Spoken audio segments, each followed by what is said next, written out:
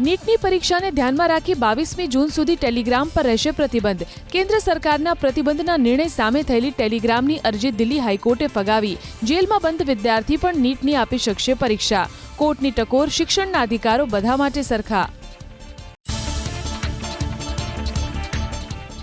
2024માં યોજાયેલી લોકસભાની ચૂંટણીમાં મહિલા ઉમેદવારનું પ્રમાણ ફક્ત 10%.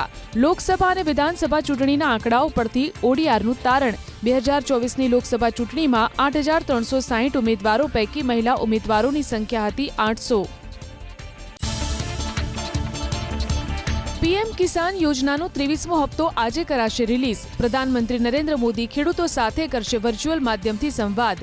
ગુજરાતના અંદાજિત 51 લાખથી વધુ ખેડૂત પરિવારના બેંક ખાતામાં 1,025 કરોડથી વધુની સહાય સીધી થશે જમા.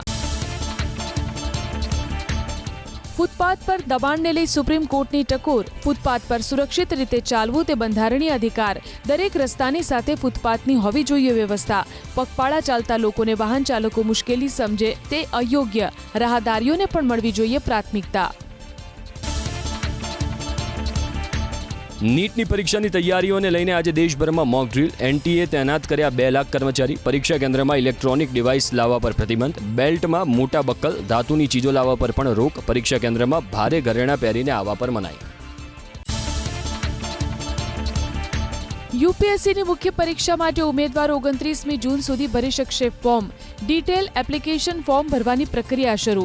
પ્રિલિમ પરીક્ષામાં પાસ થયેલા ઉમેદવારો 29 જૂન સાંજે 6 વાગ્યા સુધી કરી શકશે અરજી.